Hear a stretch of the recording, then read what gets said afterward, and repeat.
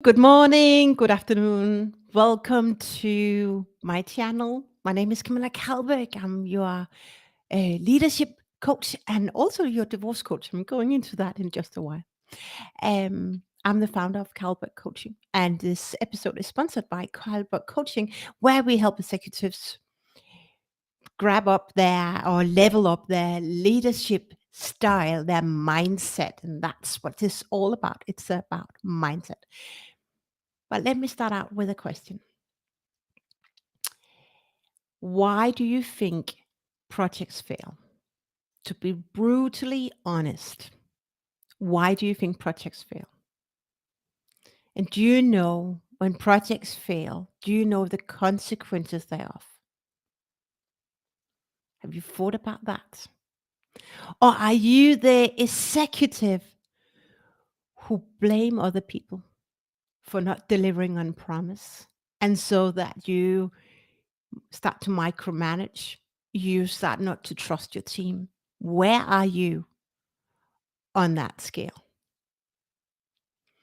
Welcome to another amazing episode of Leadership Mindset. And today we're diving into reasons why projects fail and what you can do about it.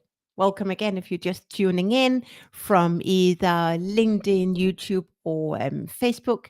I'm Camilla Kalberg and I'm your leadership mindset coach.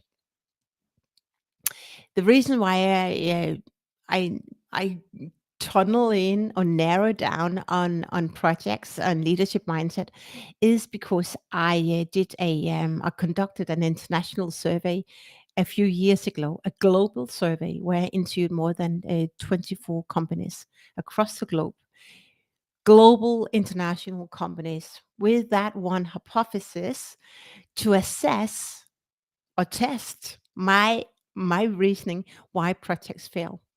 And I will tell you that unfortunately my hypothesis was quite right. I was quite on the spot. But what really surfaced was a lack of people focus. And that is going down to leadership skills, the leadership mindset, and also going inwards, how you show up in your life and narrowing in that if you're going through any life transition, that it will be quite difficult for you to narrow any life transition with success. That's why we're honing in on leadership mindset and on projects. If you're not a leader per se in the corporate world, my take is you're still a leader. You are still a leader. We are all leaders. We are all leaders in our lives. And whether you are by definition, you have the title, you are still a leader, not because you are working teams, you are a leader, you lead the pack on how to do things differently, smarter and more effortlessly. So we're all leaders and we should be aware, at least what I believe so, and how I help my clients succeed is to be aware of the mindset that we bring, and cultivate every single day. There's so much stuff in this, and that's why we're tuning in on this mindset thing. Um, but I want to share 3 reasons why projects fail. I've been doing projects for more than 20 years, and I've seen I think, the icing on the cake. I also seen bad behavior. I also spotted what good leaders do well and how they get their projects to succeed. And when it's not about projects, they're people to succeed. I also see when project managers or executives struggle in their role. And that's why I challenge how good an executive are you, people wise. But that's where we are connecting and talking about like mindset. All right, so let's dive in. And I just want to share again or tell the only way I know that you're here is that you're enjoying the chat. That's the only way I know and see that you're here because you're tuning in from various platforms. So share your takeaway, share whatever shows up for you as I'm taking you through some of the results from my international research, or drop me a note. I'm so happy here and I'm here to help. All right. So tuning in, narrowing, focusing down on 3 reasons why projects fail. And you may know that, but listen in. Leadership style, your leadership style doesn't encourage people to report truthfully. All right. I have been on projects, so many projects, European international projects across industries, and I've seen watermelon reporting. It's a syndrome, and nobody really understands why we have it. But the thing is that your leadership style doesn't encourage truthful reporting. Instead, the consequences is that challenges may be surfaced to bring to project team table in the last moment and not at all, and then you go live, and then you see that, excuse my language, but shit, it doesn't work, and then you start blaming your team because blah blah blah. Your leadership style suffers. That is a broken link in your leadership style. That's the reason why there are so many projects that are project team members that don't report truthfully. So there's an opportunity to grow. There's never something right and wrong. It's always an opportunity to, okay, what can I do differently? You can do something differently here. Another syndrome of why projects fail, and I see it across the board, I see it across industries, across corporate projects, silo business, lines of business, LOB projects, whatever you are in an organization or in a corporation. I see unrealistic project plans. And unrealistic project plans result in project members running fast. They are doing the how. They don't have time to think of what they do and why they do it, but actually just it as an executing muscle. When you are an executing muscle, you don't give people time to breathe. You don't give people time to slow down, to reflect, and to think, okay, how can we do this smarter and more creatively? So that is another reason why projects fail, and big. It's big why projects fail on this component. Um, and the thing is that when you run projects where unrealistic project plans, somehow from the top, there's not been any real conversation on KPIs over budget, and in particularly people. It's all about KPIs, so you can tick in the box that you delivered it and minimum viable solution. I heard that so many times, but why? Do you get return on investment? There are so many opportunities here to improve and take accountability and take control back and have some really not tough will love conversation in the boardroom on how you run projects. How much money do you invest in projects that fail? I have some numbers on that, and it's big. You can maybe relate to that in your own organization. Um, Another reason, and the reason number 3 why projects fail, is that their project brief is weak. The project vision is weak. There is no clear link from the project vision to the corporate vision, which is a huge challenge for any project manager to set a project team up for success. It's not only the project team, but also the receiving organization. It's going down back to leadership style. How do you run your project management team or your project management organization or your project management culture? Comes down to your leadership style. And the thing is that if your vision or when your vision doesn't support the bigger vision and it's not being clear in the project brief, the messaging will be confusing. The audience is confused of what they want, and then they in the feature document they say they come up with all the dreams and desires and the wants and needs want, but it's not in alignment with the strategic vision. If you followed me yesterday, what is the vision 5 years down the road, 10 years down the road? if you cannot articulate what the vision, project vision is, and how that supports the bigger vision, then you have a challenge. Your project will fail. Um, and there's a big opportunity here across our globe to work to change our mindset on project management, and it's again down to leadership.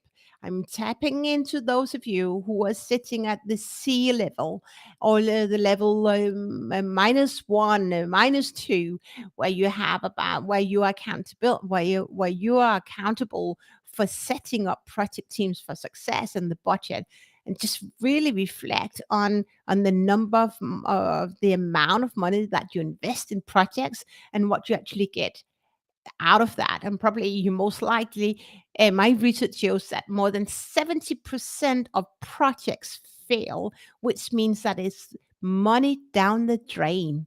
75%. It's big numbers. We're talking about big dollars here. All right. So luckily, there's always a solution. Always solution to do something differently so we get closer to our target faster. That's what it's all about, right? Work smarter, not harder, and work more effortlessly. That's what it is all about. It's not about putting in 60 hours or more at work. It's about working smarter. And the way you work smarter is to slow down, to step into your creative zone, your zone of genius. All right. So I come here with free solutions on how to team up or to level up your team performance. And surprise, surprise, it starts with leadership style. Everything has to do with how you lead people, or do you manage people? If you manage people, you micromanage, you don't trust, right? But if you don't trust your team and you know whether you trust team or not, then you don't have the inner balance. You don't see a vision. You don't have the visionary statements and so on. So one thing you get to do if you struggle or your project team struggle to deliver on target is to actually let me just have my notes here, is to change your leadership style. And I see this so many times across organization, across the industries. We jump to the how. Nobody can articulate the why and the what. If you don't know the why and the what, how do you then know the how? How do you know the how? You don't. So flip it around, get the opportunity. You get the opportunity here to flip your leadership style around, hone in on the why and the what. And then let your team find the how. They know it. They know it. When the how and the what, or the why and so the why and the what is clear, the how is so, but it just, why not? We do this. So clear for everyone who is recipients of this. And then number two, another way to increase team performance is to get serious. And I want to hone this in, to get serious about people focused management. My research indicates that my 20 years with working on projects, on various types of projects, business development projects, downsizing projects, whatever, on the C level, across the board. Focus on your people. There's so much focus on KPIs, the numbers, the budget, and you forget the people. But the people is the most important muscle you have in your organization. And if you don't treat your people right, why do you then run projects? You need projects to run you need people to run your projects. So hone in and be serious about your people focused management, attention, or be focused about or serious about your people focused management. And it's again about leadership style. It's about leadership, not management on it. And that is about look at the people, set them up for success, and make sure that they are set up for success. I across my interviews, I've talked with so many people who just been put in a role, and I have seen it whatever level they're on. I've seen it, I've spoken with them, that they're just put in a role, but they don't have any boundaries, they don't have any tools, they don't have any coaches, they don't have any mentors. The company is not geared to set people up for success. And unfortunately, there are so many companies across the globe, globally, who operate like that. So there's a big opportunity here, C-level HR, CHROs. There's a big opportunity here to improve your company, because when you improve how you set people up for success, your results will change. And here, the message reaching out to you, to those of you who are CEOs, you get the opportunity to redefine your culture, because the culture is as strong as the weakest link. You know that. So if your culture doesn't support people management focused, or people focus, then and only numbers, how on earth will we make sure that you get the right return on investment? It's your culture. It's your culture. And you get to redefine your culture. You get to redefine the culture, so set your projects up for success, and you gotta level up your leadership style. Not only yours, but also the sea levels, and then they dribble down like pebbles in the water. And here, if you're on level 2, level 3 and more, then make sure that you introduce project portfolio structures. And I mean it, but from the bottom of my heart, I see so many, being in so many corporations that fail to have successful project portfolio setups. I luckily also know people out there who are successful project portfolios executives with a very strong voice, reporting to the CEO on how to run projects. Because what happens if you don't have a very strong and firm hand on your projects and your structure, you will have king and queens fighting for what it is, because they're measured on success. And what happens is that, excuse me, that you deliver, or your corporation delivers silo oriented projects, not in alignment with the corporate vision, not in alignment with the bigger picture. You get to get this right. So if you're on level 2 plus, level 3, level 4, advocate for some strong and not rigid, but some really good boundaries on how to manage projects, so it sets you up for success.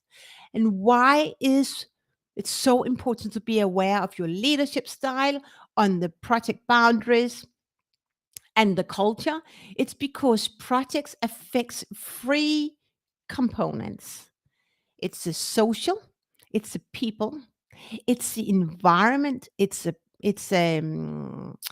planet, and it's financial, it's profit. So if your project fails, it affects your people. And you see that, and we see that in COVID, burnout, and blah, blah, blah, blah, blah. It affects the environment. There's also the planet, but the environment in the corporation. If you do a green